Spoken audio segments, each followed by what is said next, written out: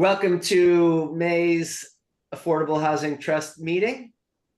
Pleased to have all of our members who we expected with us this evening. So we've got a quorum. We will be reviewing April minutes in a future meeting. And just to kind of review the broad sketch of our agenda this evening, we're going to go into a variety of areas of regulation and law where we may choose to give comments and provide some advocacy beyond what we've already done. And Greg is going to take us through some of that in a minute with some slides. And then we're going to hear about some things going on with the Amherst Community Land Trust before we get into updates. So unless anyone has any general comments at this time, Greg, take it away if you could. Sure. So for context, going back to, I believe it was June, we had a succession of conversations, first about a specific project which sought to use in lieu fees, fees in lieu rather, of their inclusionary obligation as a market rate developer. And we were asked to make a recommendation on that request by the developer, and we did so. And in the process of going from our recommendation over to the planning board, which I believe was the deciding authority on that, possible it was the ZBA. But in any case, what was interesting is the planning board, despite the staff's interpretation of the existing in lieu bylaw,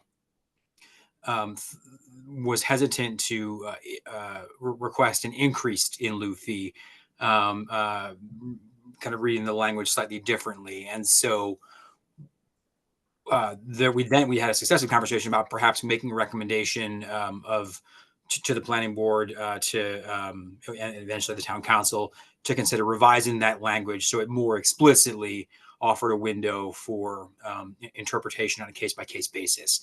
So we did have a conversation, and I think it did kind of fall off. And I think part of why it had fallen off is it was unclear whether or not we, as the Affordable Housing Trust, in a formal capacity, could sponsor a zoning amendment. It's now been suggested to us that we can sponsor such an amendment, which would then go the way various zoning amendments travel from planning board to council, back down to planning board, et cetera.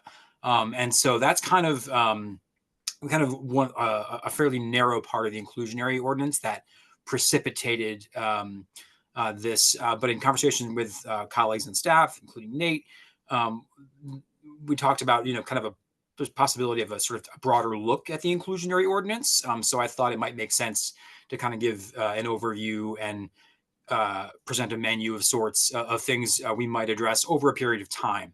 I think the in lieu piece is relatively discrete and something, if we chose to, you could act on quickly. The other stuff would require a fair amount more investigation, discussion, research, et cetera. So with that, and as you're getting the slides, Greg, if I can just kind of review some of those key points. We, as you'll all recall, we spent quite a bit of time trying to get the wording right of how we wanted to adjust the in lieu provision. And that's what's on page 3 of or page 4 of our packet. And so I think that this evening we have a few things to consider. Number one, what are some of the other areas of policy that we think are very suitable for us to weigh in on, and then to develop a kind of process. In addition, we have taken the time to give our thought to some specific language. And so do we want to move that forward at this time because it got kind of put on pause? Or do we want to develop some other ideas first and package them in some way together? Does that seem a fair restatement, Greg? Yeah, I guess so. And I would say that's a pretty good summary. Okay. All right. Great. And can you all see a slide right now, or? something that says possible considerations? Good. Yeah. Okay, great. So, yeah, so kind of the menu of sorts is this fees in lieu issue as discussed.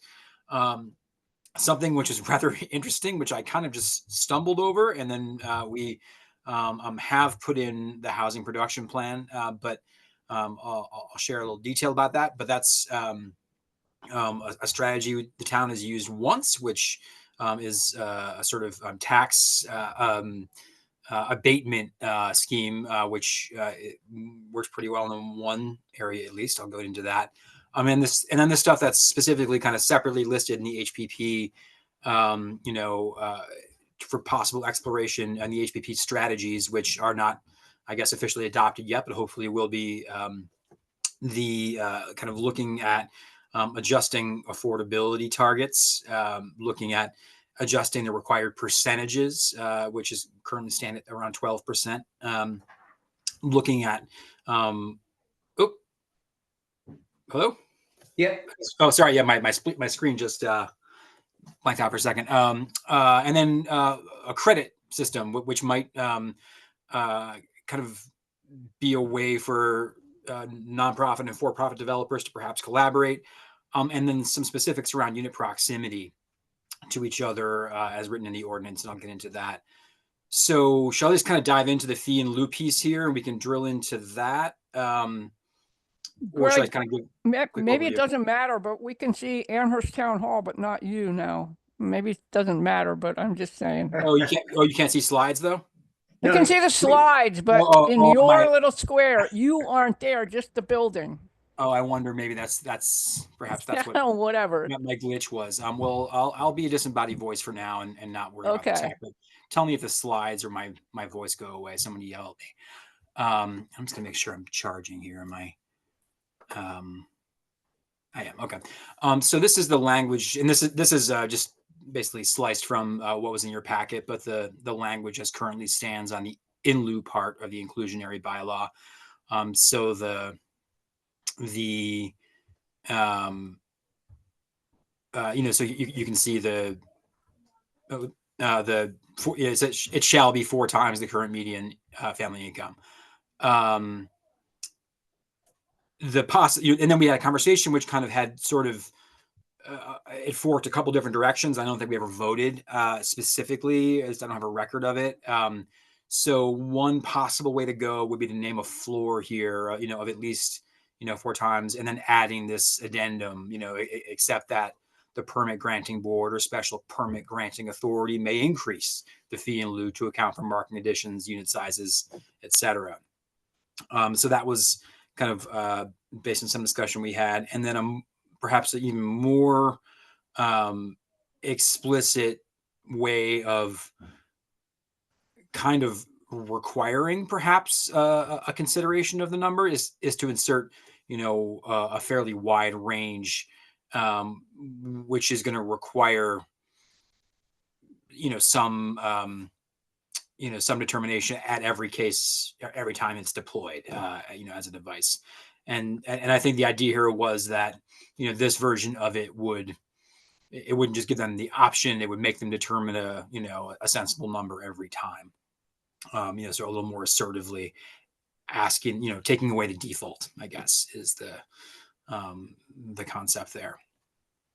So that's the in new stuff. Gaston, shall I just kind of go through the rest of the things? We can come back to maybe conversation at least about the in new stuff. Sure. Just if anybody has any questions of clarification, please do jump in. But otherwise, let's get the overview, Greg. Okay. So what I'm calling here tax increment finance, and perhaps could be more accurately termed a tax abatement system. This is something that the town put together, I guess, 10 years ago, as they were negotiating with beacon communities and Coles, the lumber company that built North Square. And what happened was basically, I'm not sure whose idea it was to begin with, but we ended up going to the legislature for special permission to have this sort of tax increment or tax abatement system to deploy specifically toward affordable housing in Amherst. Tax increment finance systems are used in lots of places around the country. Often they include specific districts, and sometimes towns will borrow or bond specifically for infrastructure. And then the basic concept is, especially when, whether it's in the case of Amherst with a mixed income development, which is going to have, even with affordable units, is going to have a much higher tax basis than what that place had as a lumber yard, before anything was built there. That final tax valuation is much higher. So the idea is to sort of step up the taxes over a period of time and on the front end of that deal. So what can happen is the discount the developer is getting on taxes basically allows them to kind of represent that in their pro forma and their numbers, almost like an investment into the deal. And so this is especially valuable for developers of mixed income housing at the front end of their developments when they're a little short on cash, so to speak. So you saw some of the details in your packet on what the tax step up for that was, but basically what that the sort of 10-year discount on taxes means that as they're getting that development fully occupied on the commercial side, and apartments, market rate apartments leased up, and probably those market rate apartments gradually going up in cost. At year 10, the finance on their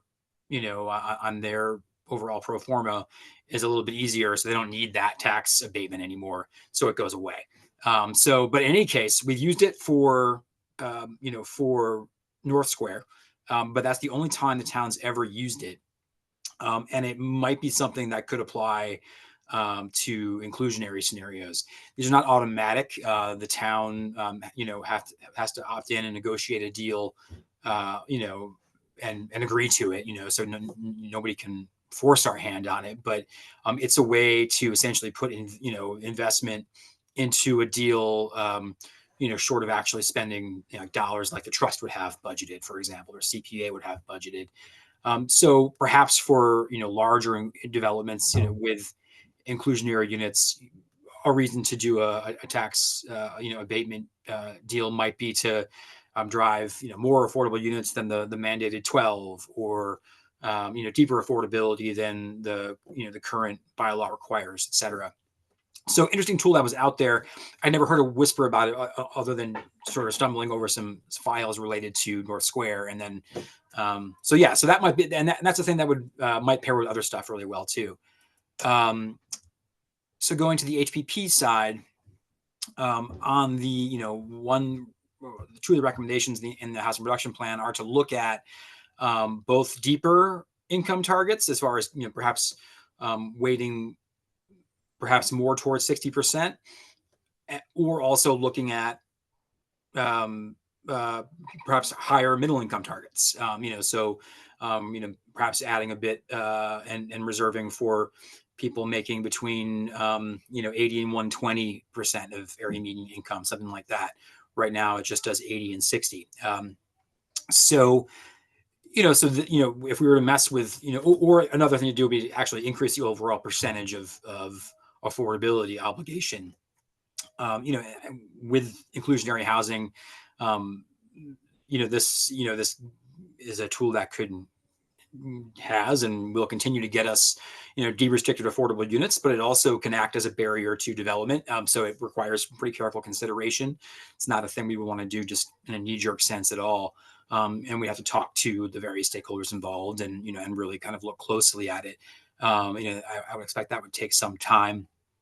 If we were to go above 80% area median income on any of those obligations, those units would likely not count on our subsidized housing inventory because the state, I believe, only counts up to 80% AMI. There might be a slight tweak to that recently, but I'm pretty sure that's where it still stands. And this is the kind of thing where it might benefit, it might complement with other things, and so figuring out, what the cocktail is kind of would be the art. Oh, and then I was going quick this afternoon and I think I have another slide here, but the unit credit idea is also in the HPP.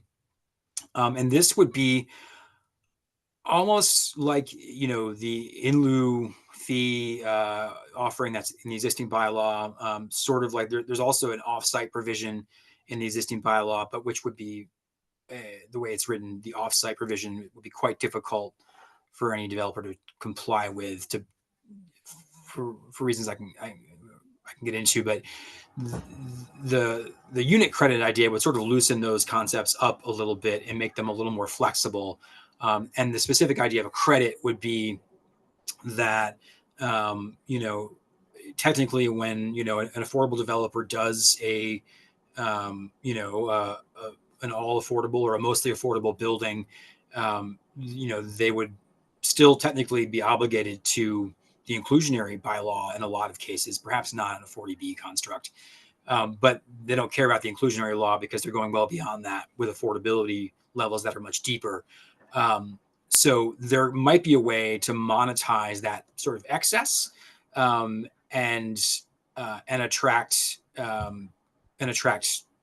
for-profit developers that have inclusionary obligations, to sort of push credits into those nonprofit deals. So instead of paying the town an in lieu fee, they could make a deal directly with a nonprofit affordable developer. So there'd be pluses and minuses to that, and we have to kind of measure it against, our capacity around in lieu, et cetera. But depending on what happens over the next several years with funding for affordable homes from the federal level and possibly the state level too, that picture is still murky, and folks are modestly optimistic about certain funding streams on the capital side, but point being, who knows? And this could be a way to get some fairly substantial dollars into affordable deals potentially, and it could also potentially move money from market rate rental deals into affordable home ownership deals as well, which generally have less, as it stands today, funding from state and federal sources. And that's kind of the quick, sort of overview of the menu of things that are out there. So my camera seems to be a little off here. Pardon me. I'm going to refresh in a second when I stop talking. But as I mentioned earlier, and Gaston kind of reiterated, we could just choose to focus narrowly tonight on the in lieu fee recommendations if we want to make those more formally and sponsor a zoning amendment, and vote on something tonight or in a meeting sometime in the next couple of months. I think the rest of the stuff is more of a, are there things, the question to the trust to me is, are there things you're interested in digging into over a longer period of time? So I don't think we're going to, I wouldn't advise that we, seek formal consensus on any of those other items tonight, but that's kind of the setup there. Okay, thank you so much, Greg. What can you put us back in front of the? Folks could turn to page 4 of the PDF, but maybe can you just put up the slide that has the two versions of the language? I thought that we'd figured it out, but in any case, we can figure it out now. Erica, you have the same recollection. Looking at this A and B language, hasn't showed up yet. Sorry, I'm having some. I can, I could share. No, I've got it here. I think you got it. Okay.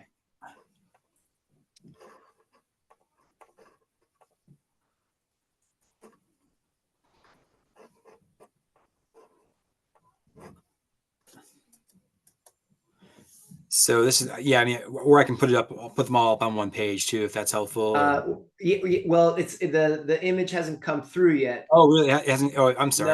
No. So I can try to share that if I'm not sure why yours has. Yeah, I'm not sure.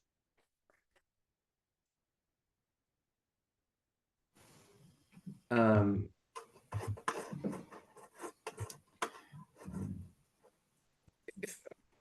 do I have the right? Okay, so Here you go. all right. So I thought we decided, but looking at this now, option A, the syntax is not quite right between the at least and except. So I see the second option B as being more fully baked at this time. Gaston, I'm sorry to interrupt. Can you make it a little bigger, Yes, please? yes, I can.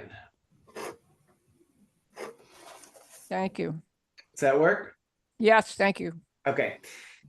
So I think that option B, the language is a little more ready to roll.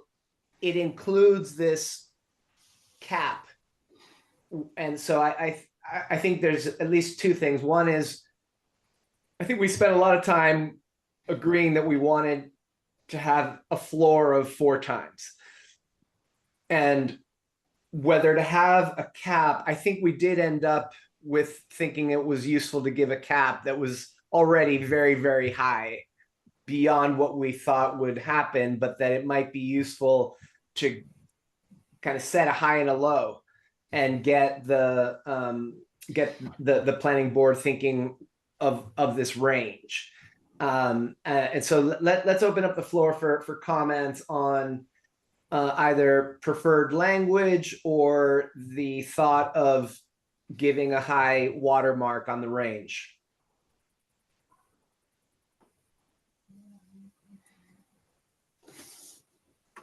Yes, Erica. I also remember that we had this conversation, and I actually thought we voted for option B because it was specific in terms of between 4 and 10. And I thought that was the last one that we had voted on, but that's my recollection. And again, after looking at both, I still would vote for B. Okay, good. That fits my recollection and views as well. Other thoughts? I mean, I think that we should go ahead and vote again on the preferred language, although we still have the question, what do we want to do with it? Do we want to sponsor a housing, do we want to sponsor a zoning amendment that is just on this point? And go ahead and make that happen now, which I think may have been our expectation, what we wanted to do before, but we can go ahead and do that now. Or we can consider other issues that we might want to put into a single amendment that we sponsor. Yes, Alex, please. Yeah, super minor but clarifying because this conversation predates my joining the trust a little bit. When we're saying between 4 and 10 times, I mean including 4 and 10? Is it 4 to 10 inclusive, or is it between 4 to 10, not including 4? That's clear. Can you raise the ambiguity again, Alex? I didn't quite catch it. Yeah, sorry. When we say between 4 and 10, are we including 4 and 10 in that range? Are we saying that 4 is an acceptable number? Because if so, I think it should read between 4 and 10 inclusive. The current median. Or good point. Yeah. Yes. Right. So yeah, our I think what we want is at least 4. So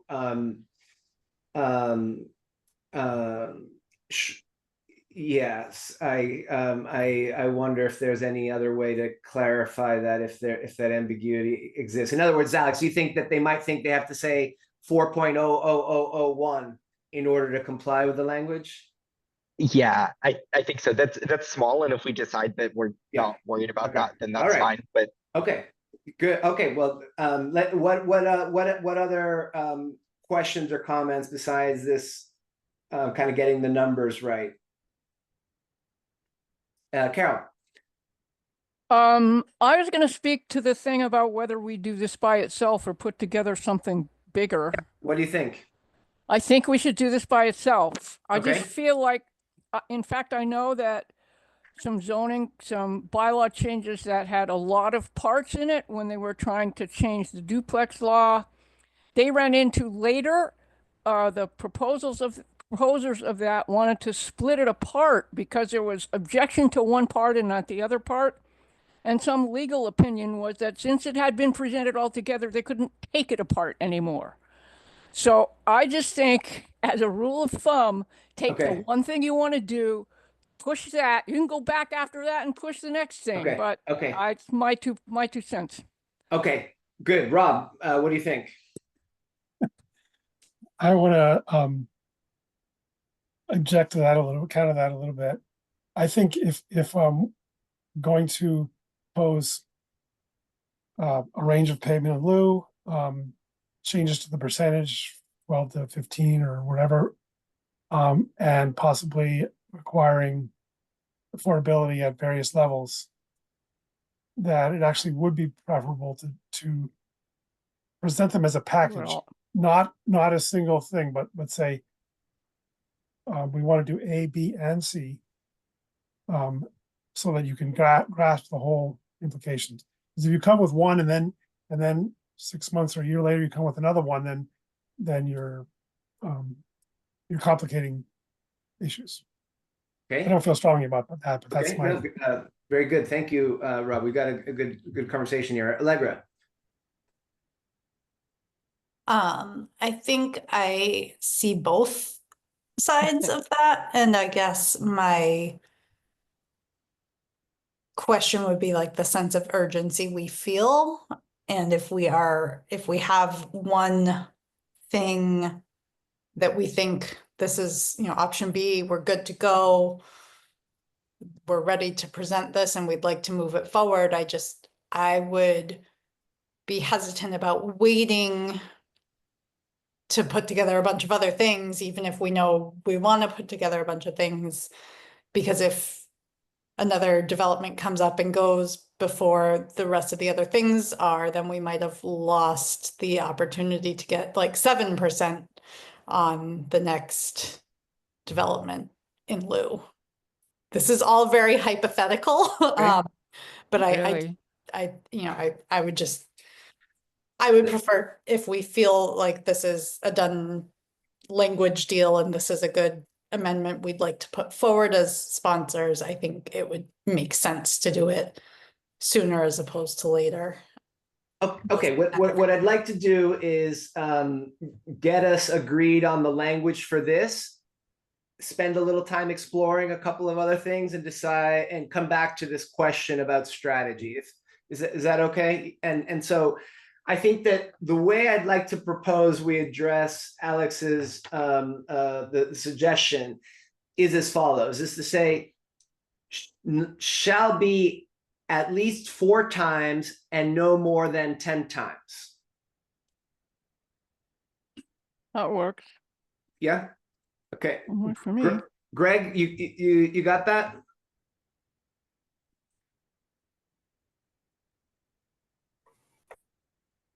Yes.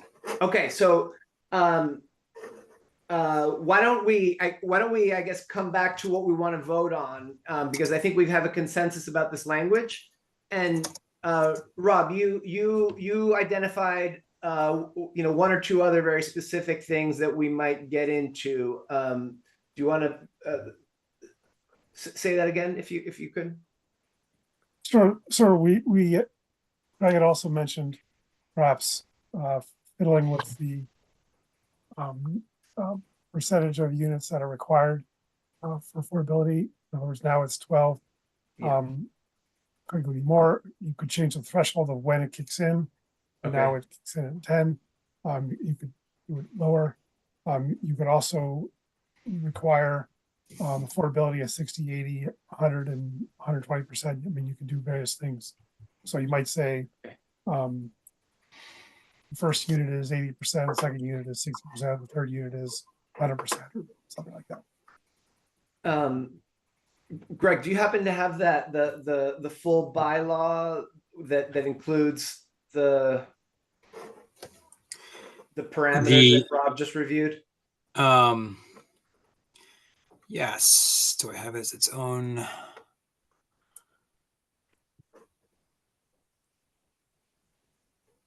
Local TF part. Yeah, I have. Just give me one moment here where I can find the right file. Zoning bylaw.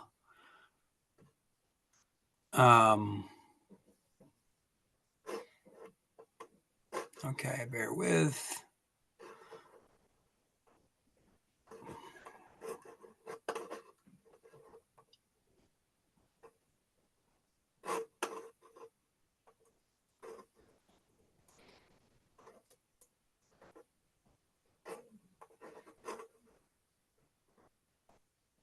Try the share again after a refresh. Hopefully that. I know I need to zoom, but can folks see it? Can't read it, but I can see it. Okay. Good. I'm creating a little term sheet, so to speak, to capture the key terms, what they are currently, and so we can think about what we might wish to have. And this is in the packet too, if anyone's got paper printed. Is there a specific piece of this you Well, wanted to? so the threshold number of units and the percentage where, okay, right here we go.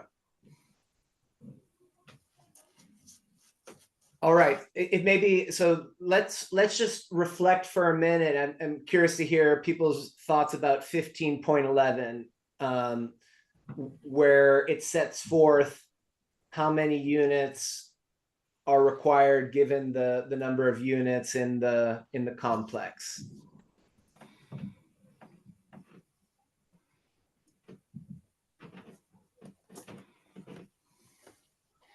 Because I understand, Rob, you're saying, if we have a view about this, let's package the various suggestions we have if we're clear about them.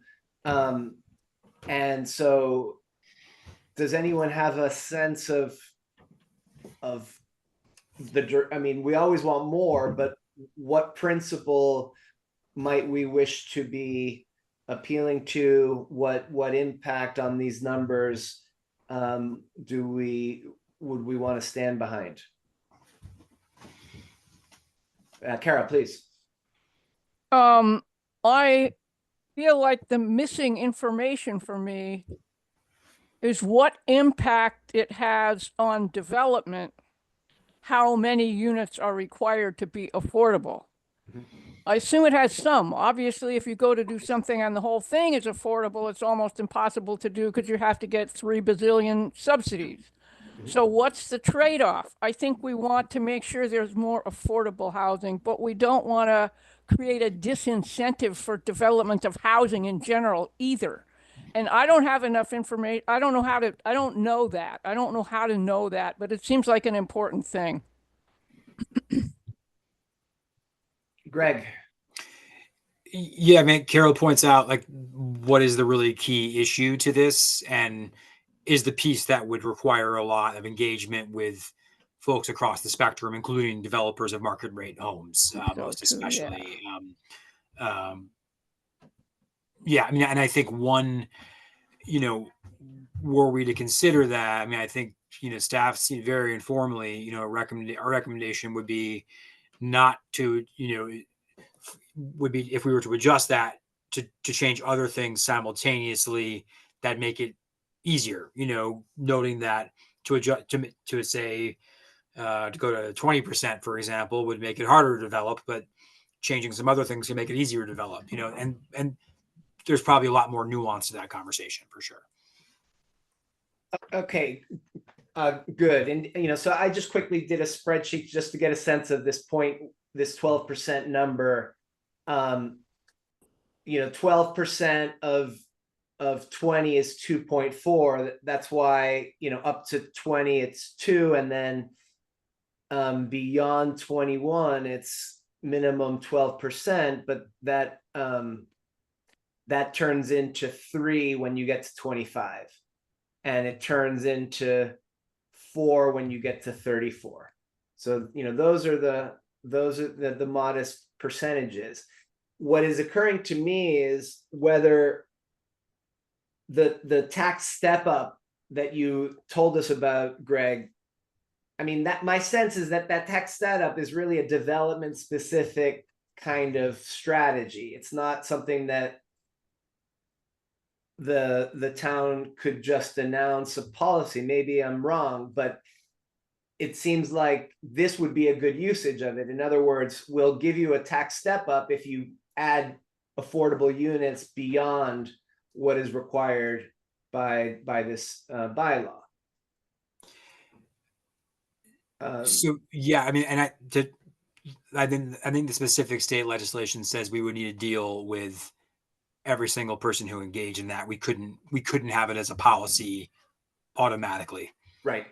So it would have to be case by case, a project by project thing.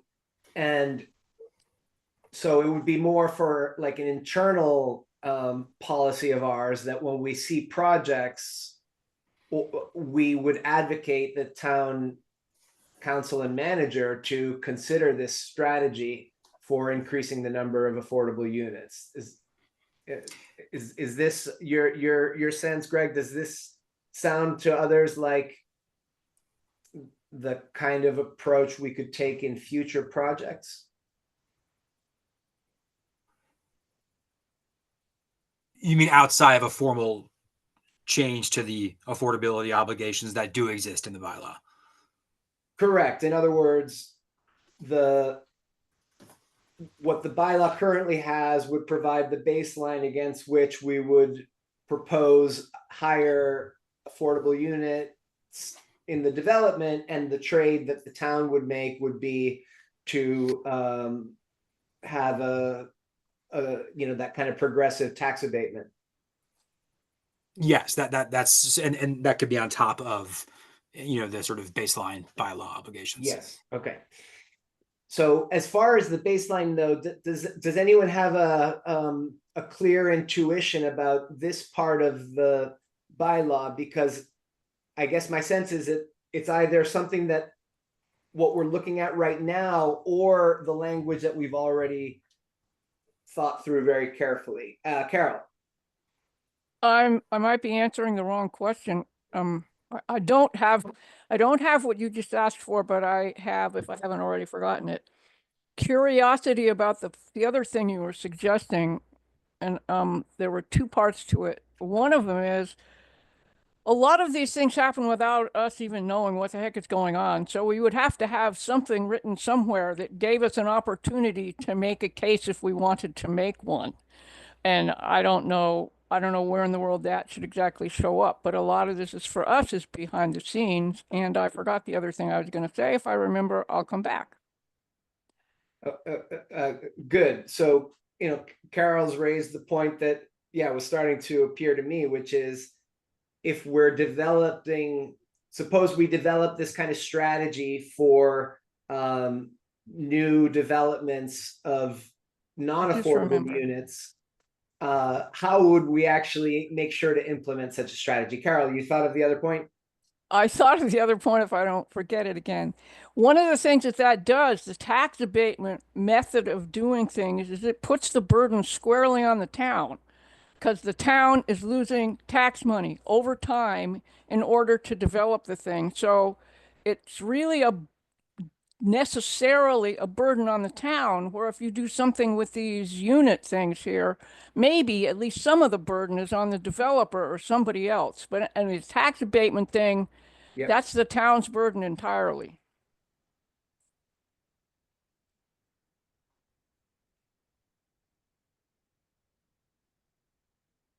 So I'm not hearing that we have certainly we would have any clear guidance about what to do with this without learning a little more.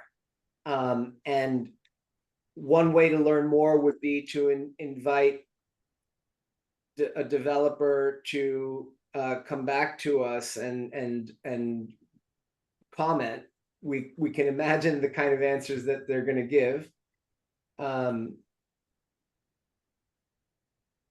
And so in light of the fact that we would need to explore this more, I guess coming back to you, Rob, do you think that it's opportune to go ahead and act on what we have some conviction about? But I guess, Alex, please go ahead. Yeah, at some point, I guess this is a request for more information, Greg, and I don't know necessarily where this would come from. But if we're considering recommending any changes to this, I think it would be helpful to see actual occupancy rates and placement rates in existing units created under this bylaw. I remember at one of our previous meetings, a representative from a nonprofit developer talked to us about sometimes these units exist to fulfill the obligation of the bylaw, then aren't occupied. There's not a heavy push towards occupancy and marketing and placement. So it'd be really helpful to know if these units are being occupied or if they're sitting empty before we think about recommending increasing how many of them we want.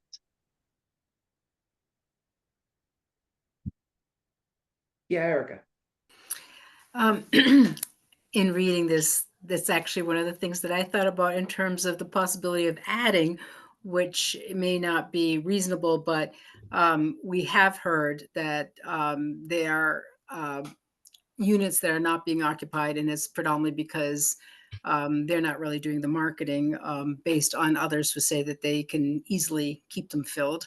And I'm wondering if it was something that, language that would say that if these units weren't occupied for more than 30 days, that the town needed to be informed.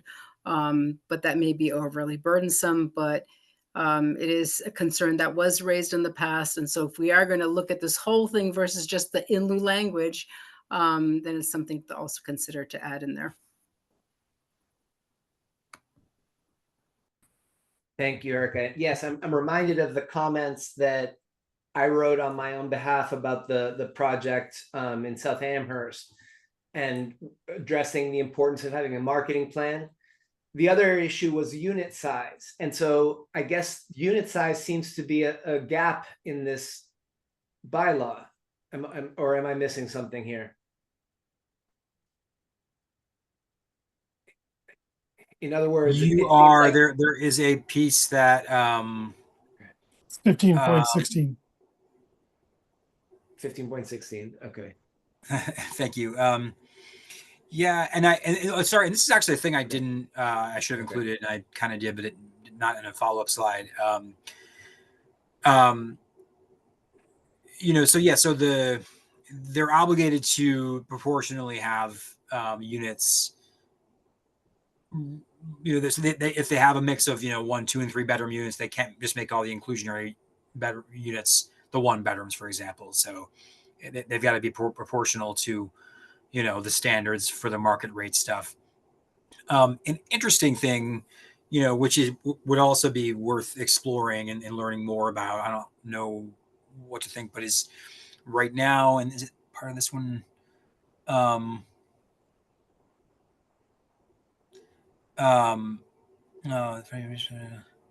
so dispersed throughout the development. In some cases, I think that's kind of a best practice as people do inclusionary units overall, but or bylaws, nationally. But in Amherst, with a density of college students that we have, it may be that inclusionary residents might appreciate having, being more proximate to neighbors who might be longer term residents, than college students who might cycle out after 2 to 3 years. So yeah, that's something to look at too.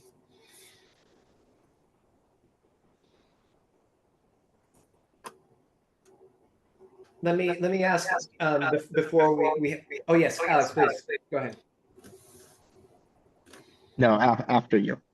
Well, no, I mean, I think that if we're going to look into this any further, we need to kind of deputize one of our subcommittees to get into this and study it and make a recommendation back to the group. That's my feeling right now, because I think we have clarity about the one issue that became very live for us because we experienced it. So we have a sense of the contours of that issue. And so I think we can speak with some, conviction and authority about that. Anything further, we're exploring and developing new ideas. And so the question that I have is whether you're all inclined to go ahead and vote and move this language that we've agreed upon forward, or shall we deputize a few of us to look into this and make some recommendations as to process or substance. So as to maybe we should invite such and such to learn more, or here's what we think is an important issue. So to build on what Greg said, maybe it's actually important to develop affordable units in a way that has access to family-friendly amenities in a complex or something like that. I don't know. I'm making stuff up. So can I just go around and if you can share your inclination to move with the language we've developed, or explore it all a little further? Allegra, what are you thinking? I think that I'd be interested in learning more about the stuff that we don't have anything written for, but I would be comfortable voting to move forward with option B tonight. Okay. Rob, what do you think? I think really it's the planning board's responsibility to fine tune things that relate to particular zoning issues, Okay. on number of units and so on. Well, our issue is the amount of funding, not how it's applied, but the amount of funding that's coming as a result of payment loop. So I would just go with that one. Okay. Erica? I would. So, obviously, a comprehensive approach would be to take a look at all of this and, tweak it according to trying to promote affordable housing. But I know generally that's going to take forever and we're not going to have consensus. And I think listening to Rob in terms of whose responsibility it is, I would vote on pushing the option B in lieu of language. Okay. Alex, what are you thinking? I'm not opposed to looking at the option B today, although before we vote on that, I had one clarifying question on it. So welcome to that in a minute. I also don't mind us looking at comprehensively reviewing this in terms of recommendations. To Rob's point, it might not be our place to suggest exact language or suggest amendment, but I certainly have no problem with us serving an advocacy role. But that's, as Erica pointed out, going to take longer and take more voices than we have here tonight. Okay. Yeah. Carol? I'm more interested in actually proposing option B to whoever it is it has to be proposed to, the planning board and the town and the town council, I guess, because it doesn't change anything. In fact, you could do exactly what has been happening now. It only allows other possibilities. It doesn't require them. It's so, it's really simple. So it's not really asking a lot of anybody. And so I think it's a good thing to push for. Okay. Alex, what question or suggestion do you have about the as adjusted this evening option B language? Yeah, not as much of a suggestion, more of a question. And Greg might be in a place to answer this right now, which would be great. I know that it's this way in the existing bylaw as well, so I'm more curious about the application of this. It talks about using median family income values derived from the Department of Housing and Urban Development. I didn't think that Housing and Urban Development came out with just median family income levels. They come out with percentage area median income levels, I think, in their home program. But I was under the impression that median family income was derived through the American Community Survey, the Census Bureau. You're I don't correct. know. Yeah, can I go ahead and answer that? Yep. You know, so you're correct that the research comes from the ACS, from the Census Bureau. But what HUD then does is runs some magic on those numbers based on formulas they have, which are actually fairly accessible. And they then produce, what their sort of version of the AMI is, and then the various levels above and below that. And those are consistently published in April every year, and get so anything using federal affordable housing money or tax credits generally refers to those. So it's a reliable number. And Alex, just to add from our experience of this all, the town had they had a sum certain down to the dollar that was used, and there wasn't controversy about that number. So I guess it worked it appears to have worked in practice, although I did not know about the details that you just highlighted. Great, thank you. That was more my question, just if we were suggesting changes anyway, and if there'd been an issue with that, I was going to suggest we look at it. But if you're saying that it's worked for the town and developers, then no problem here. All right, so I guess like to see if we can have a motion to vote to move the option B language as amended this evening, which is the at least 4 and no more than 10, as a zoning amendment put forward by the trust. Does that motion, as I'm requesting, does that seem to me what we need to do, Greg? A motion to sponsor a zoning amendment, essentially. Yes, sponsor a zoning amendment with this language. So can we have such a motion? So moved.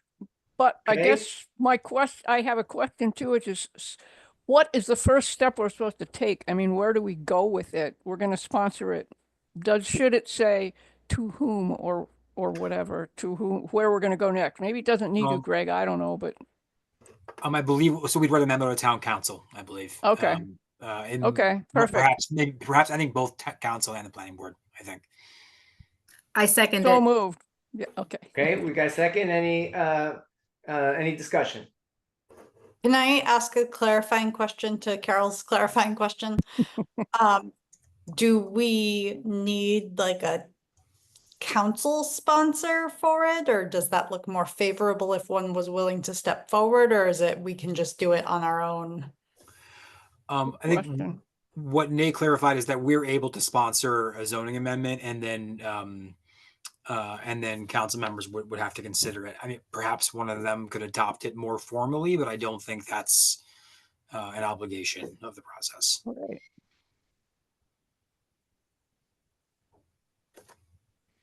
So seeing no discussion, let's have a vote.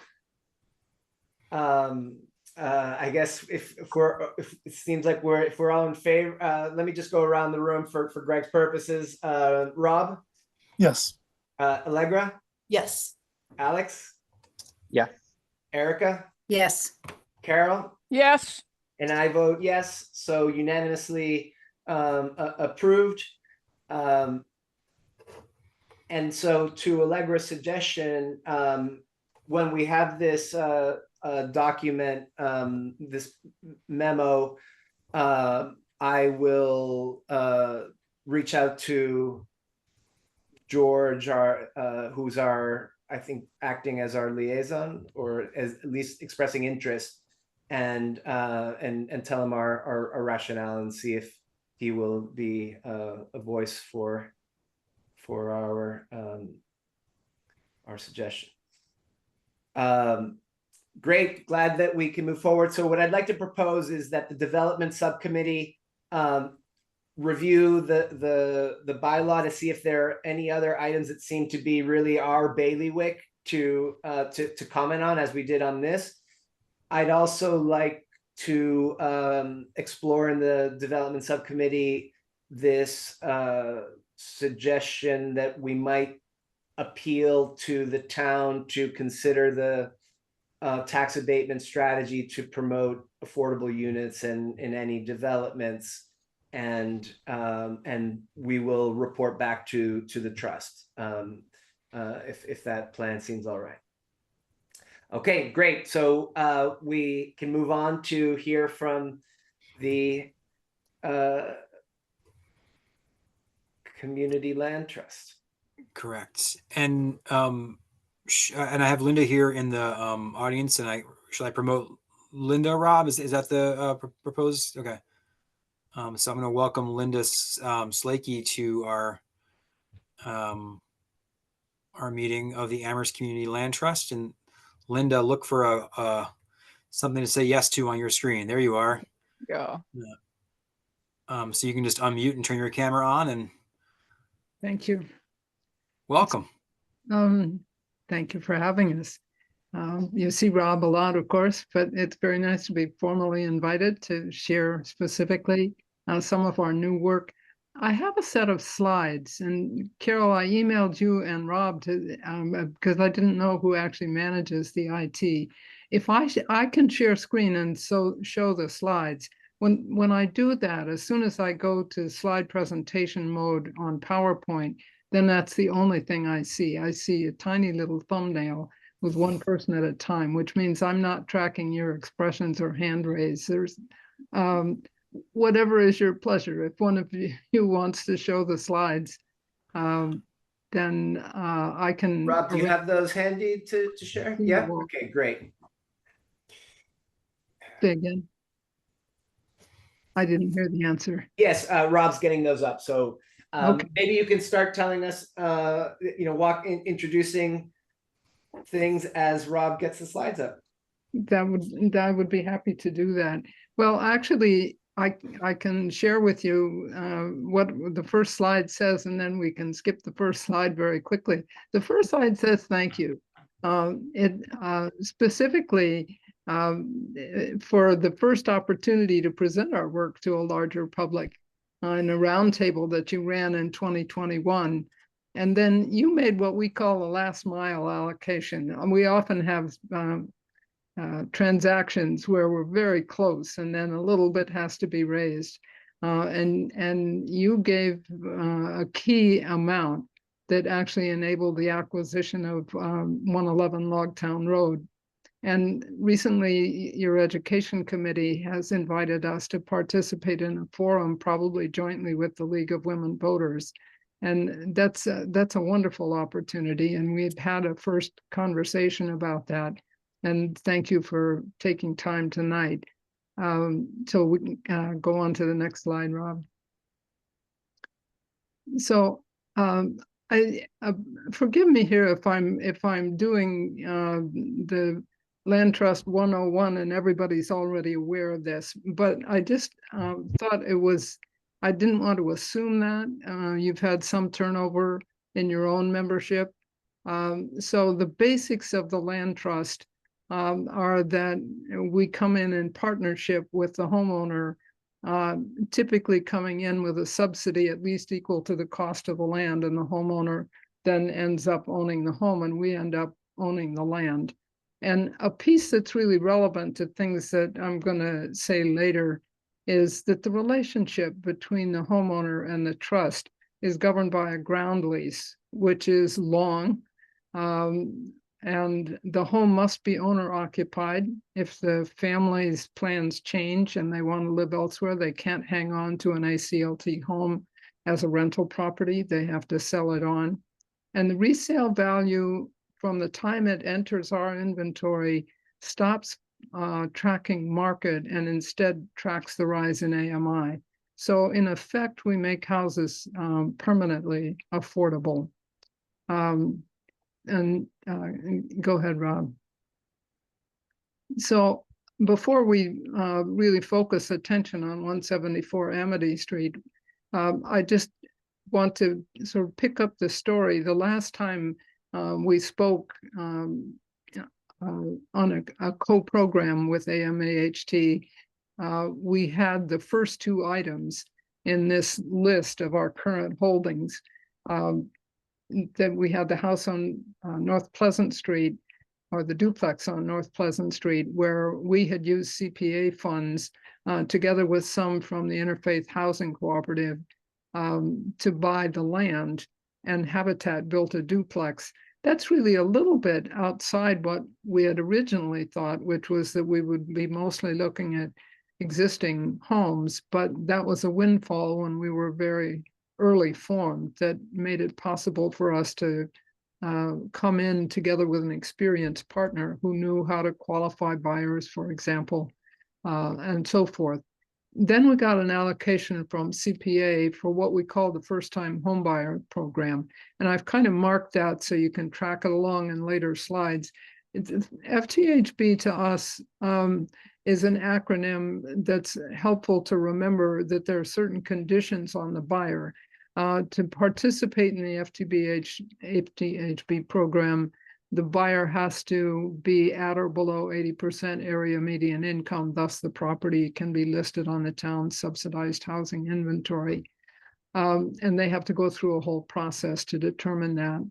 So in 2020, with the CPA allocation and the pandemic just in full bloom, which did a number on our effort to educate the public about it. But in any case, we did get a respectable group of applicants, and two were chosen. And one of them, very quick off the mark, bought what was literally the last affordable home in Amherst, even with our subsidy. The subsidy was $125,000. They could bring $140,000 to the table, and they found in 2020 a house for $265,000. And then a second family was chosen at the same time. And in fact, they did not succeed. They brought a little bit less themselves, and they did not succeed. And after 18 months, they regretfully resigned the subsidy after 2 extensions of time.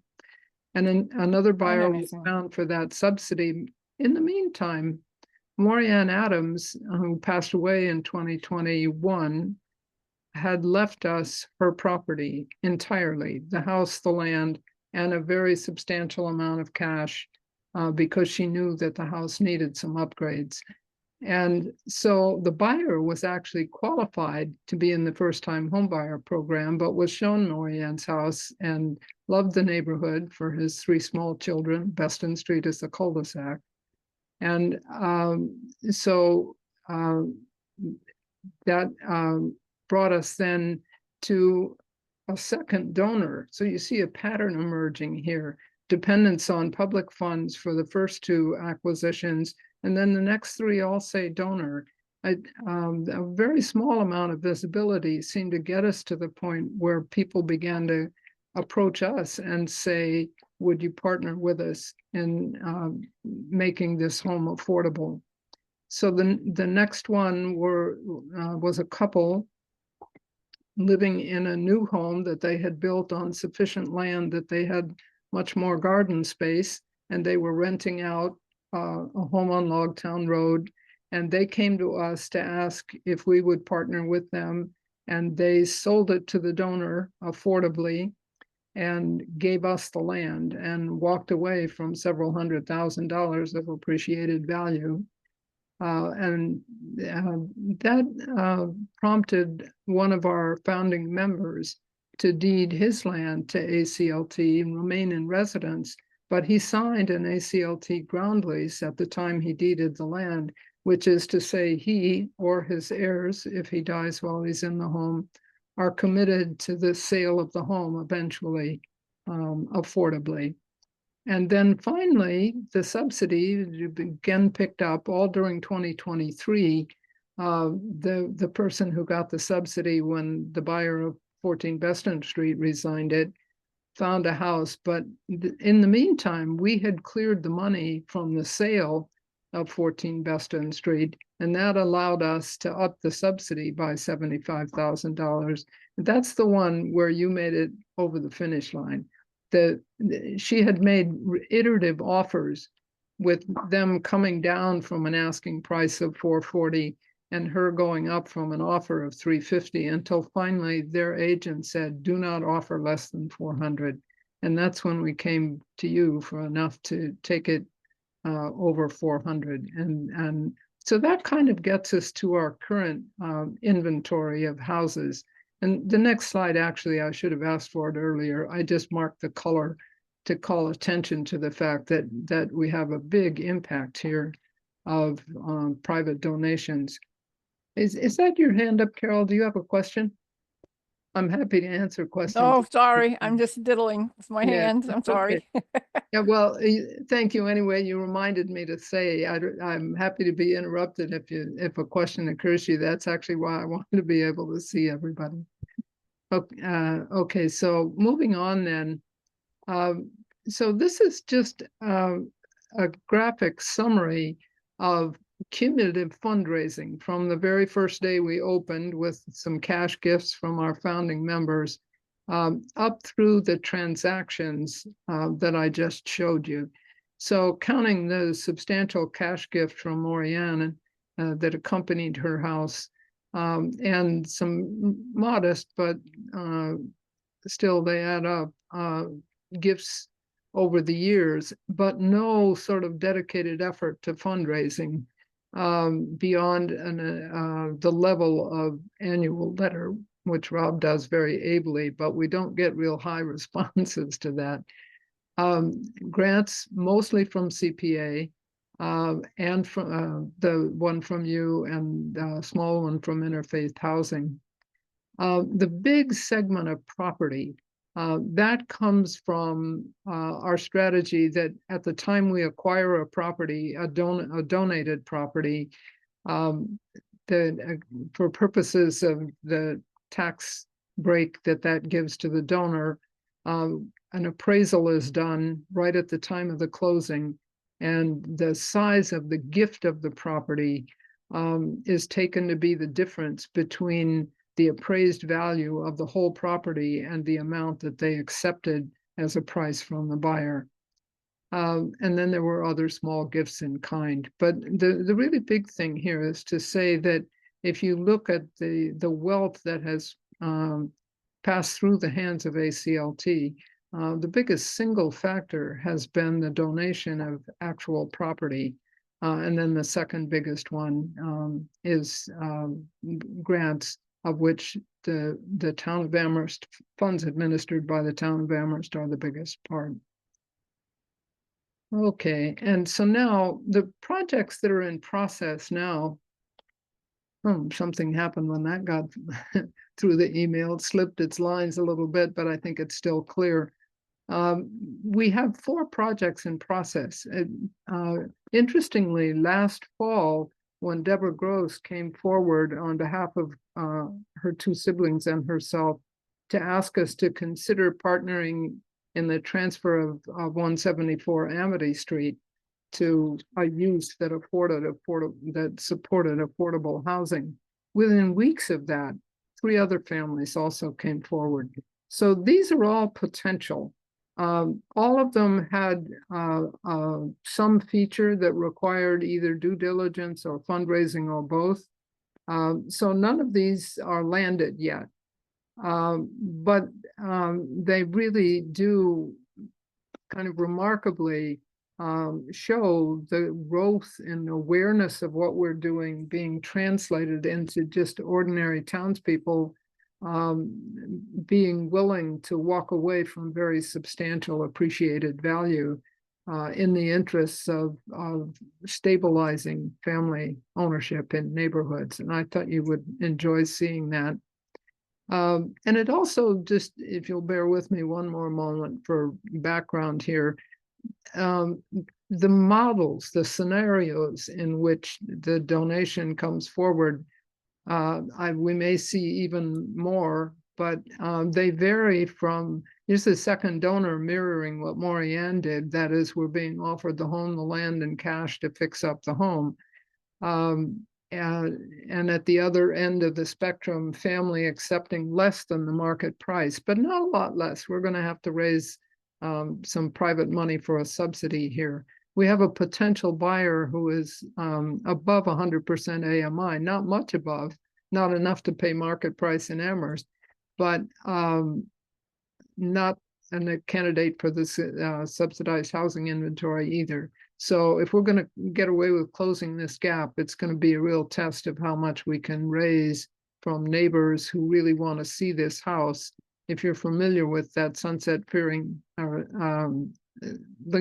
Sunset Lincoln neighborhood and where Fearing cuts through it, 61 Fearing is a linchpin house. If it goes to rental, it will discourage a lot of other people on Fearing Street and basically just move the boundary closer to the center of town.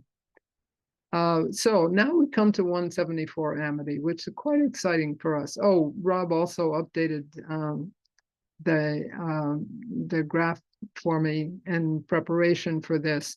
We made some adventurous, shall we say, estimates of the amount of cash that we would raise. This is a new cumulative total. It's not what we'll raise just for these 4 projects, but it is a substantial increase over the totals in the earlier slide. So reasonable estimation for Zillow, where we haven't yet done an appraisal, for the 2 where we've actually done an appraisal, and based on the appraisal, the increase in total donated property, you'll see where at least some of the need for grants comes from when we get to the details on 174 Amity. And we have we are now a community development corporation. That was one of our big accomplishments last year. I don't know if you've been following that, it might come up in conversations with Valley CDC. Sometimes they are a CDC, and it's actually in their title. That's a state status, which allows us to apply for community investment tax credits, which is basically a state match, although they don't, we put up X and they put up X. We put up 2X and they give 1X back to the donor. So it is an effective 50% match, but the donation has to be over $1,000. And the person has to patiently wait to get half back when they file their Massachusetts taxes the following year. But it's a huge boost to our fundraising.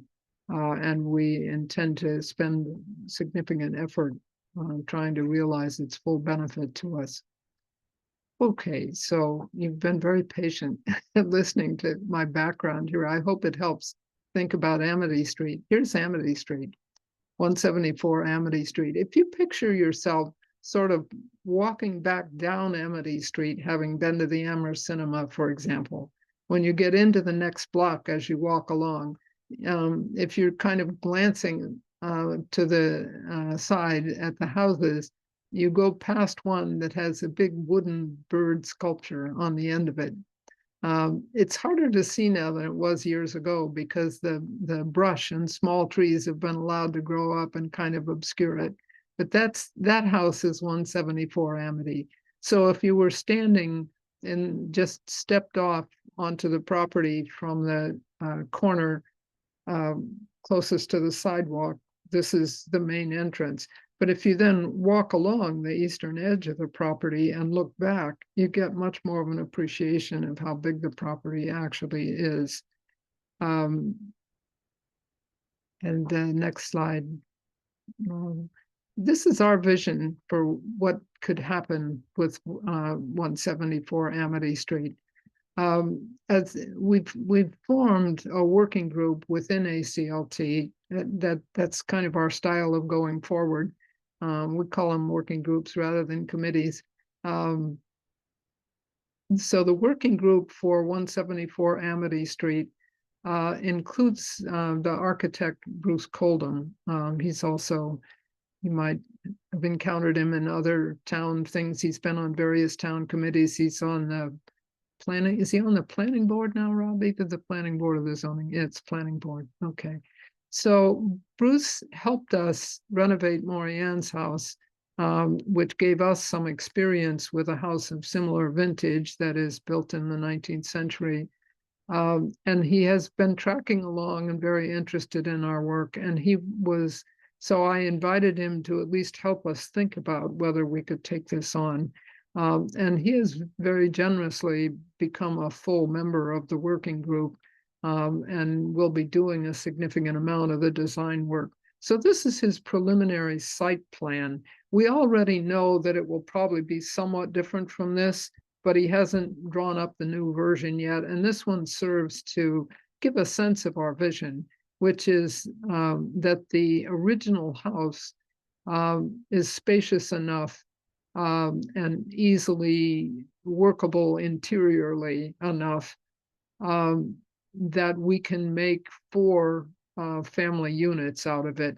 The dividing line will actually come so that what's called Unit 1 and Unit 2 here will be a little more similar in square footage, and Unit 3 will be a little bit smaller. And the lot, it's a huge lot. It's 25,000 square feet. So just in terms of square footage, there is easily room for 2 additional units. We've been in conversation with Nate and Rob Mora, I think. I was not in those conversations. Bruce was there and Rob was there. About what is our most likely plan going forward. This will require a special permit because it is on the records as a single lot. So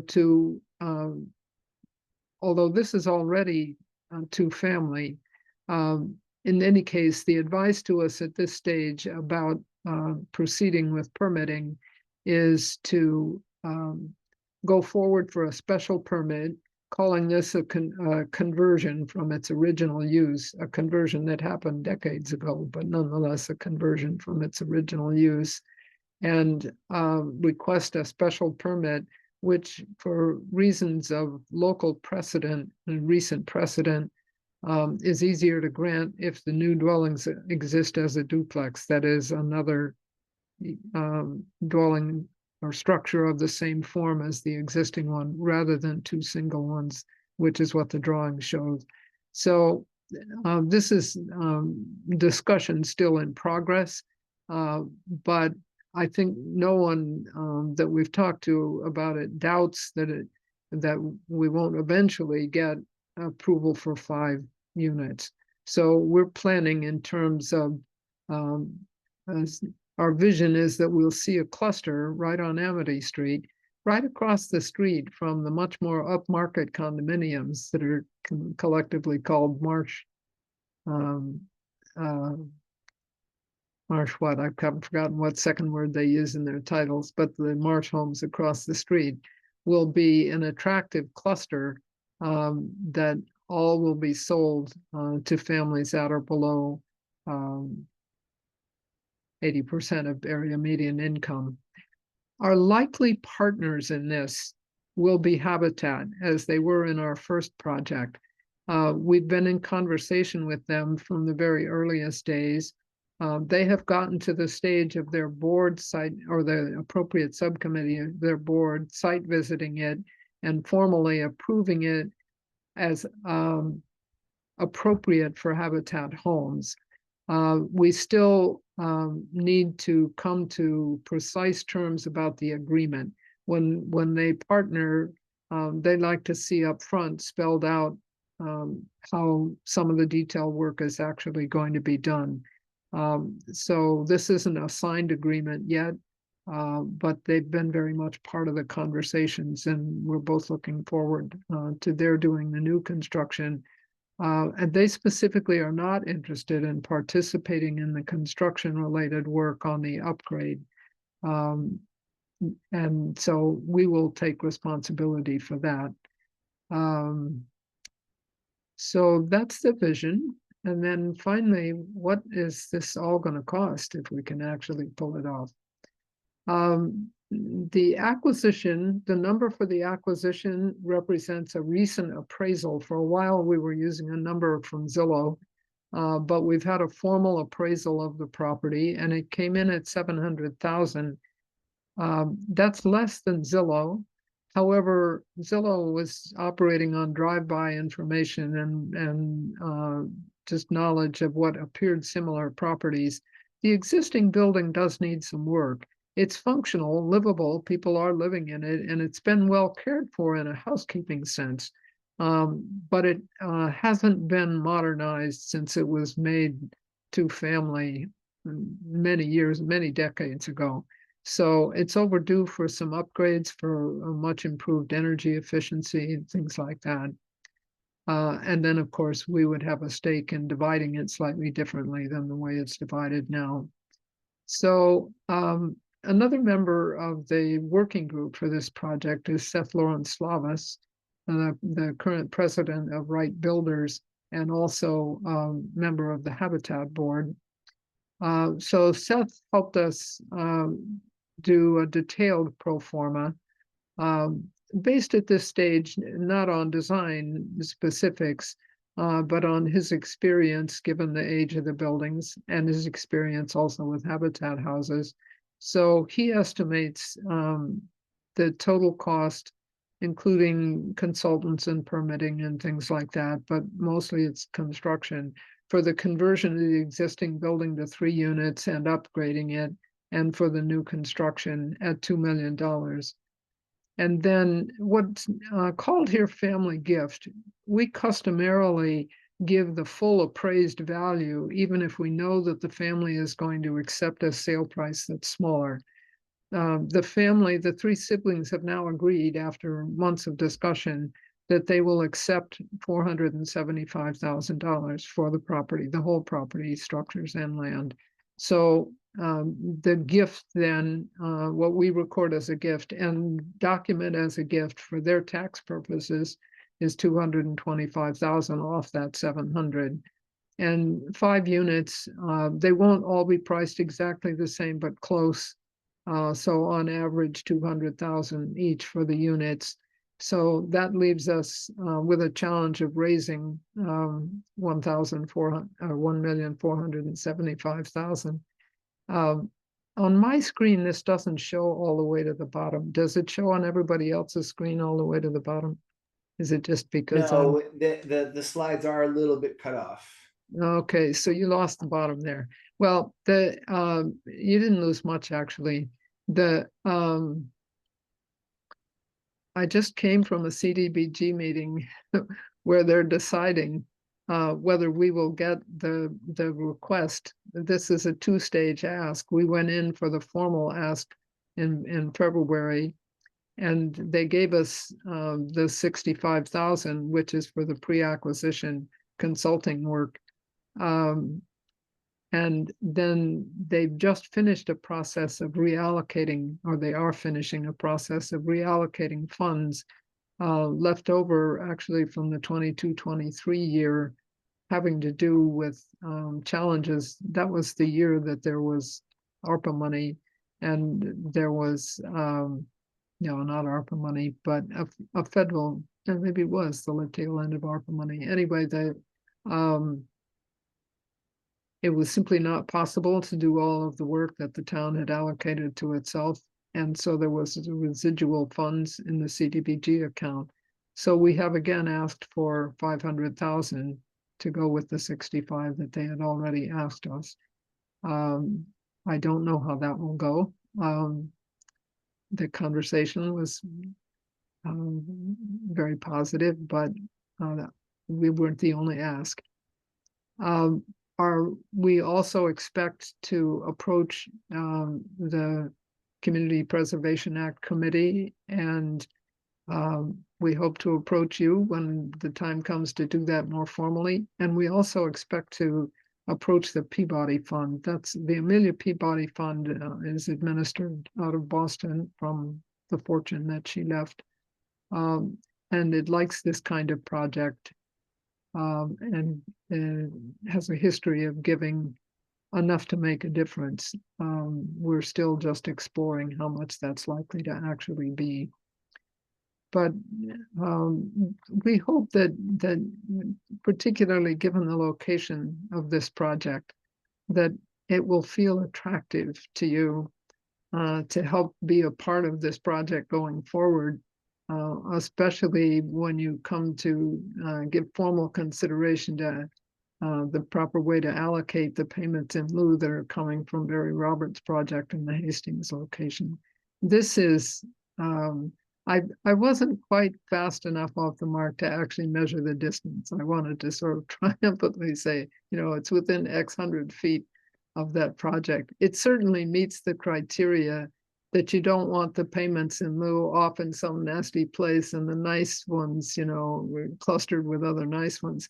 This would definitely be part of the neighborhood of Central. It would be quite obviously part of Central Amherst and the accommodations there. So thank you for your kind attention. Thank you so much, Linda. And indeed, it's a compelling finish to your story that these units are so close to the development that is hopefully about to produce a check. Let's have questions, reactions to this initiative. I mean, you know, it's really exciting to see how you're evolving and trying new things out and being opportunistic. Yeah. That's a nice example. So any other comments or reactions from the group getting this update from the Land Trust? Erica. I think it's a pretty exciting project. We're always looking to have more affordable housing, and this is affordable housing in perpetuity. And I think home ownership is also a huge challenge here in Amherst. So I think it is a very exciting project, and also being so close to downtown, which is really a great opportunity. You know, you have the buses going, you know, Peter Pan, and the regular buses going. The Eminem Street bus goes right down to Big Y. So transportation-wise, being across from the library, I think for families, it's really a great opportunity. So it is exciting to see. And also the fact that, as you stated, you've gotten a lot of people very excited about donating or gifting. I think that's a great success. So kudos to you. Yeah, you know, we've been kind of floored by, I suppose we shouldn't have been. The founders of ACLT were mostly people at or a little younger than my age demographic, who are just appalled that what it was possible for us to do on starter salaries. There are no starter homes in Amherst anymore. I mean, there's a whole part of the architecture that was built to be starter homes, but no starting salary is enough to buy them anymore.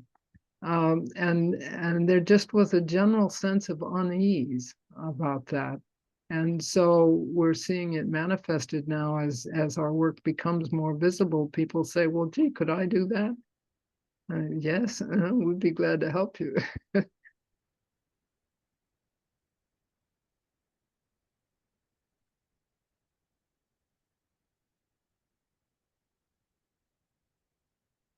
We are, of course, always happy to answer questions. I know how it goes, and a meeting is busy. You've had a long, complicated conversation already on another matter. And so while you're washing the breakfast dishes, you'll think, oh, I wish I'd asked Linda this and such.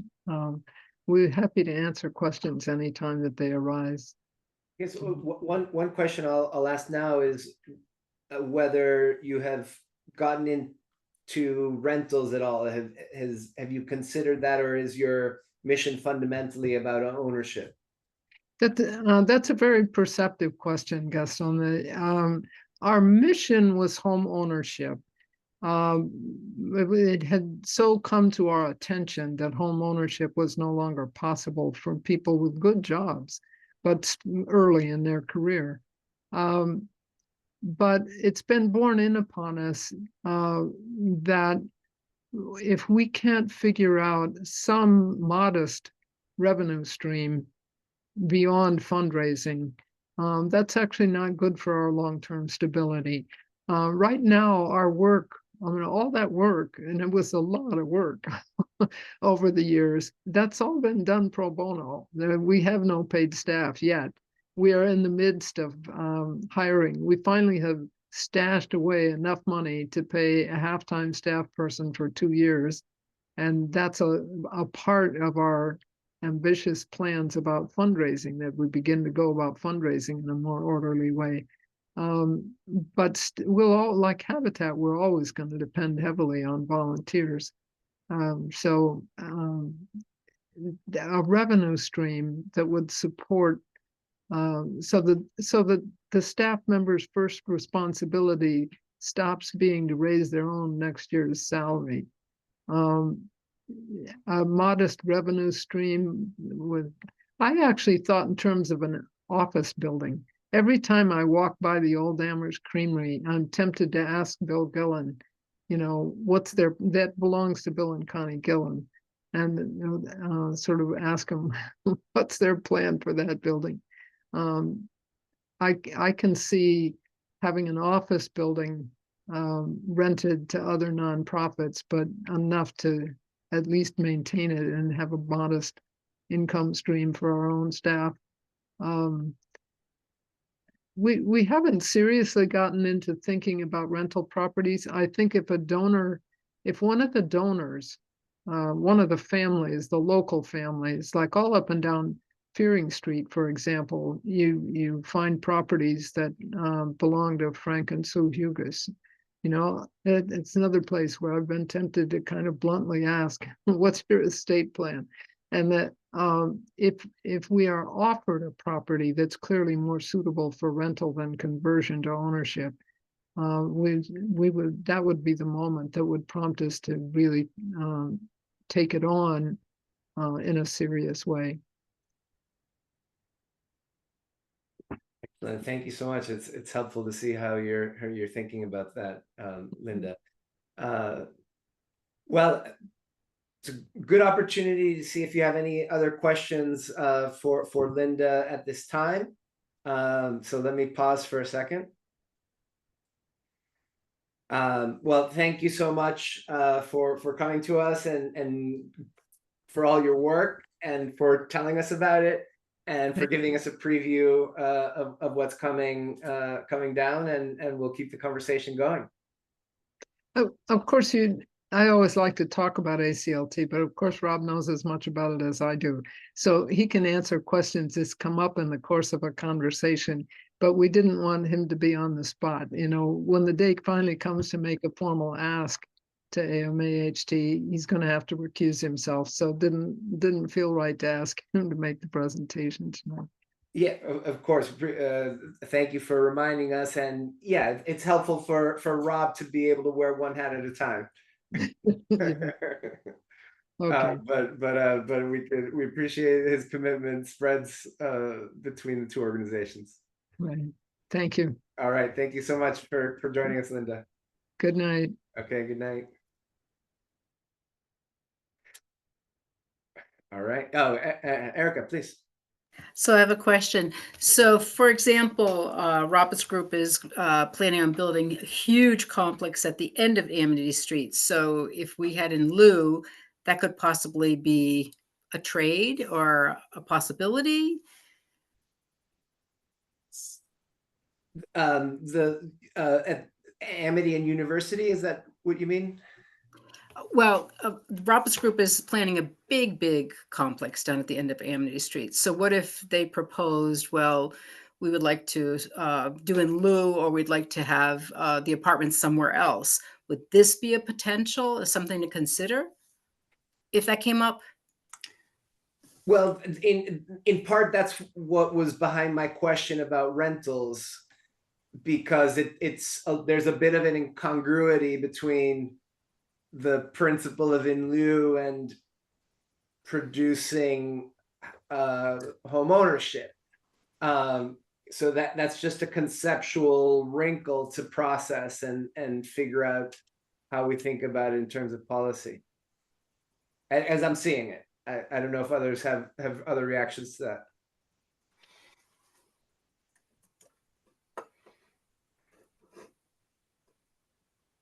Rob, anything you want to follow up on the presentation, or to kind of help us think things through? So I think that Erica's question actually is an interesting one, that it would have been interesting if we had had this opportunity before Barry Roberts did the Hastings project. So in other words, we could have partnered with him right then and there and said, you do both projects, and we'll steward the home ownership on Amity Street, and you get credit for the Hastings. That could have been one way this could have played out, in a different universe.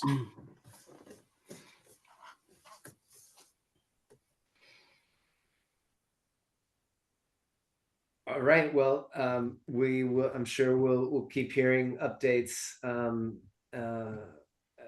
as this project develops. Why don't we go ahead and get some quick updates from the subcommittees? So, Allegra, anything on education and engagement that you'd like to start us off? So I've been in contact with a member of the Human Rights Commission. We actually are meeting tomorrow to go over a document that we've created with various links to resources related to tenants' rights that we would hope to host both on our website and on the HRC website. And I believe the HRC will be reviewing it next week at their meeting. They are also separately working on a video that was going to kind of explain their work, and one of the priority areas for them right now is housing and tenants' rights. So it was fortunate that we partnered with them. And it was nice to see Linda, and it was a good reminder that I need to follow up on an email that I sent a few weeks ago.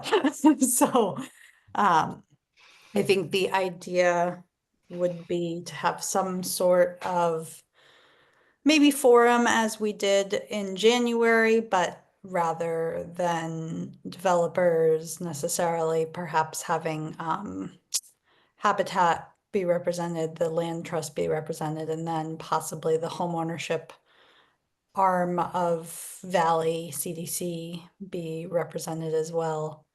But again, that is something that I need to circle back to that. And that we were planning on meeting tomorrow, but that is not going to happen. So I don't know if Alex has any further updates. No, okay. So those are our updates. Okay, very good. Thank you. And how about on the funding side? I know that this subcommittee is including members who are, ready to be moving on, and so we're especially grateful for your continuing thought. And if you have an update, please let us know. I don't think we've met since the last meeting, right? Okay. Erica? Yeah, because May, the second Wednesday is next week, so we're gonna Right. meet next Oh, week. okay, very good. Yeah, the only thing I have, which Gaston, but I'll let everybody Yeah. else know, the local option housing affordability actually has a group, and they're going to meet on the first Tuesday of the month. And Gaston has been kind enough to say he's going to join them, so he's on the list. And if he can't do it, then I'll be a backup. Okay. So that's for the transfer fee. That's trying to push the transfer fee. But they didn't meet this May because they said there was nothing moving. The budget was put out. The House budget, I've been trying to look at it, but it's massive, and I think I'm just going to try to wait before to see if there's anything that is applicable to us. But I know Grace is on, so you might want to consider asking.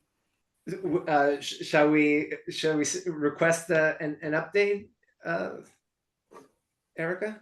Yeah. Okay. Well, Grace, if you'd like to join to give any updates on the budget, we'd be delighted to hear from you. Great. Greg, could you promote it? Perfect. And Grace, would you like me to promote you to Yeah, a sure, speaker? I am. So I actually, sorry, I'm getting over a bit of a cold, so getting my voice back. I was planning on putting together a little bit of a what's it called? Like a fact sheet for y'all in terms of updates from the budget. I haven't had the opportunity to prepare anything for tonight just because, we're just coming out of budget, trying to catch up on a lot of other things. So more than happy to write something up and email it over to Gaston to distribute. Wonderful. That would be terrific. Thank you so much, Chris. Awesome, no problem. So the other subcommittee is the development subcommittee, and our planning for the ADU event is moving along well. We've got several confirmed banks and a developer. We're hoping to get another developer and a resident who has developed an ADU. We're looking at Thursday, June 12th, which is an evening that would be scheduled for a trust meeting. And we would like to, Greg, we didn't talk about this last time, did we? About having, or did we kind of skipping our trust meeting unless there's something that we have to act upon? We did not talk about this at our Okay. previous full trust meeting. No. Okay, so that is something that we have brainstormed, and I guess would like to hear any reactions. The thought would be to see if as many of us are available could go to this event, tentatively to be held at the South Amherst Library, possibly to change, but it would be the evening of the 12th, Thursday the 12th. And as soon as we have confirmed a couple more speakers and settled on the location, we're going to move on to the PR and marketing strategy later this month. Erica, please. Just an update. I did go to the 5 College Credit Union, and they have not gotten back to me, which is a little disappointing because it's been a little while, and I will go back again. But what I was actually going to state is, so June will be the last meeting of 3 of ours, supposedly, and I wanted to actually put this on items not anticipated within 48 hours. Because I am willing to stay on until you can get a substitute. I don't know about my co-members here. Otherwise, we're just going to have people disappear after June. So it's something to consider if we don't have a meeting on the 12th. I would just say that I'm in the same, I'm willing to stay on until we have somebody to replace me, provided that we keep trying to get somebody to replace I can us. tell you we have interviews scheduled. All right, good work. So yes.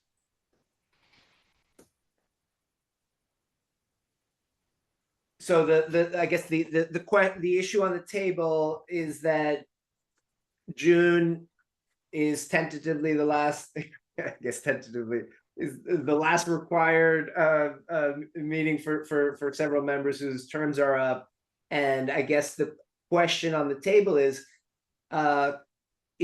it potentially possible to see each other in person at this event that evening?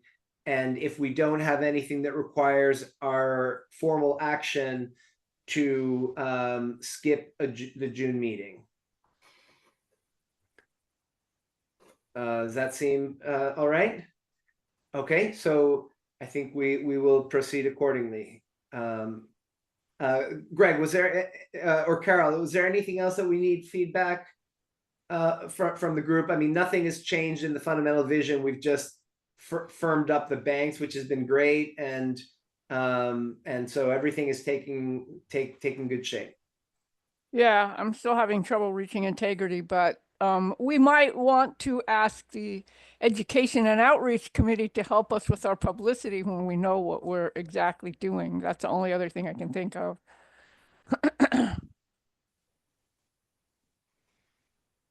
Okay, absolutely, yep. Okay, so that's our update. And is there anything else not anticipated that someone would like to raise?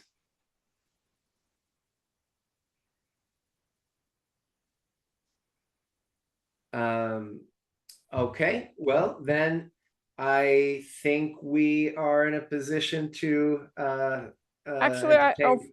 Karen, were please. there no town updates? Like, I was interested actually in the progress of that project over by Atkins. It's going through planning, and we were maybe gonna talk about it at some point, and I just wondered if there's any town update on particularly that, maybe anything else, I don't know. Sure, I can offer that and a couple of town updates. And we should ask for if anyone wants to offer public comment too. I know Laura is still in the audience there as well. The um, the one down by Atkins, which is Gould and Landon Way, I think it's titled in your inboxes somewhere. It continues to be before the planning board. It was and they talked about it last night. And probably will again in a couple of weeks, and then it will go to Concom, the Conservation Commission. It's possible the Conservation Commission could require changes that in turn would push it back to the planning board. So it seems like my understanding is there's still some regulatory layers for that particular project to navigate. Yeah, that's kind of what I'm aware of specifically about that.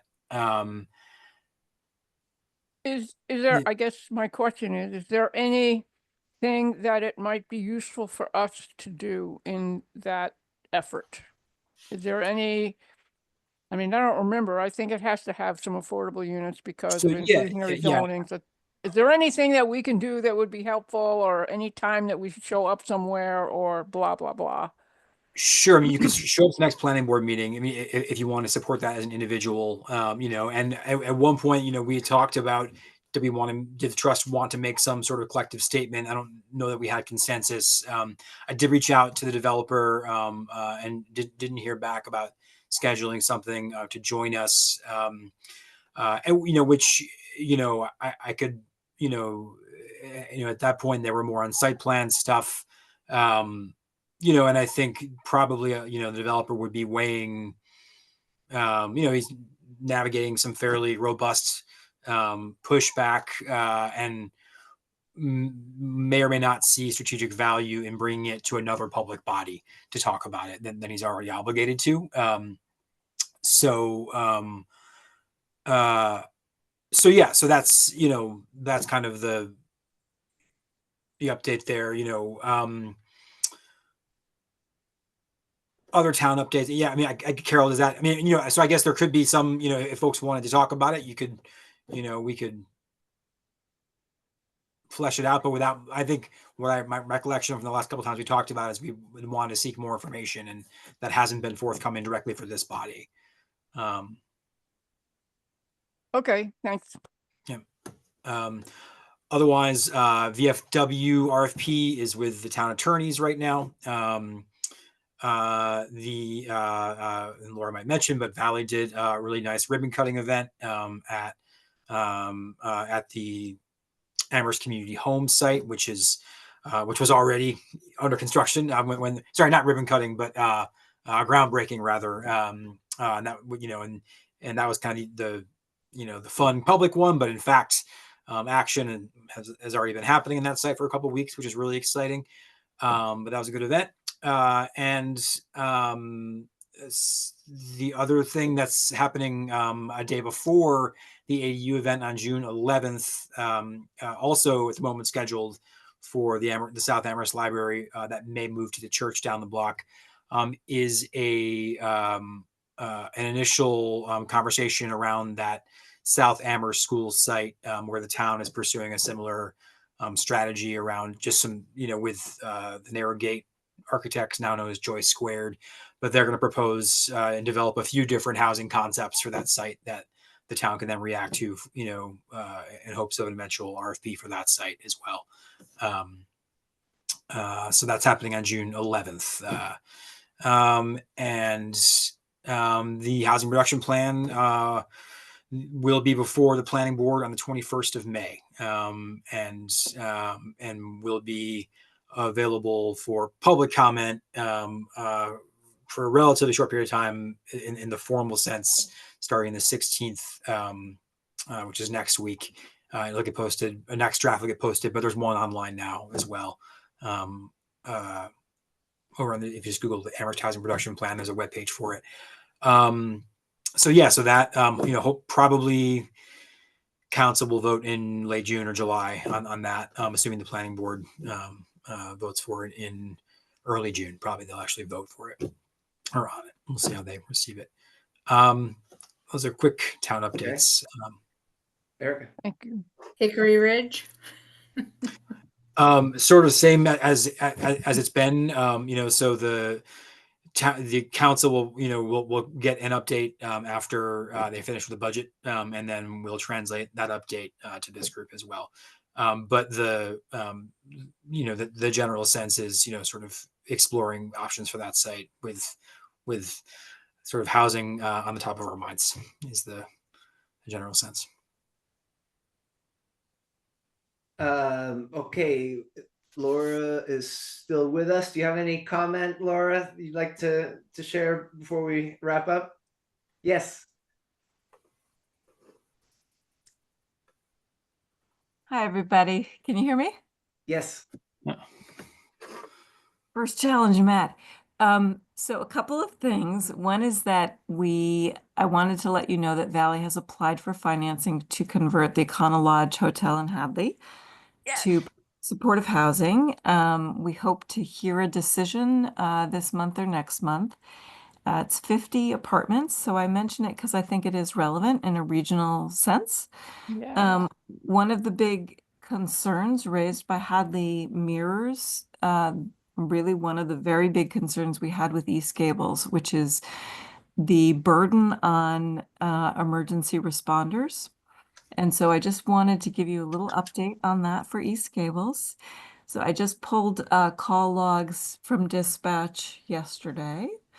We've had 15 emergency calls in a year and a half for East Gables. It is 10 per year. It's very low compared to the kind of concern level that we had about how much burden would be placed on the police and fire department. So I wanted to share that happy news. Also going to share it with Hadley. So just so that you guys kind of see the outcome of that. Some of you were involved, some of you weren't, but it was a very big deal when we were trying to permit East Gables. The other comment I had, I apologize, I left in the middle of the meeting to have my dinner.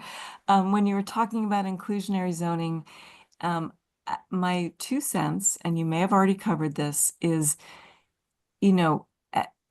requiring developers to include 1 or 2 affordable units in very small developments is not feasible. Basically, they seem to leave them vacant. It's just not tenable.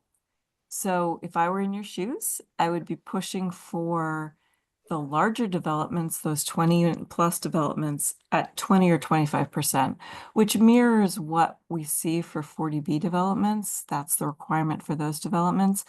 I just feel like that's where you have the most to gain, and I do feel like it's a deterrent to the small developers at 10 units or 12 units or 15 units to try to incorporate affordable units. It's just not worth their while, and they don't have the expertise to do it. So you may well be discouraging private market development and not creating affordable housing. So I would definitely, I think the low-hanging fruit is the larger developments. So I apologize. I'm coming very late to the conversation. Anyway, that's it for me. Thank you, Laura. In fact, we kind of You came to the same conclusion? we funneled that theme to subcommittee and development. So your comments are very timely and okay. helpful. Great. It's never too late in Amherst. That's what I've learned. All right. Can we have a motion to adjourn? Second, okay, So all in moved, favor? seconded, whatever. All right, everybody, nice to see you, and so I'm hoping that in fact you may be able to go in a month, and we'll see each other in person, which would be nice. Will that also be the last time we see Grover? Grover's gone already. Well, she's still in Amherst, Yeah, so she might come. we will find out if she's around. We'll request strongly that she stop by to say hello. Great, thank you. Very good. All right, everyone. Good night. Good night, Thank thanks. you. Good night, thank you. Thank you, Greg.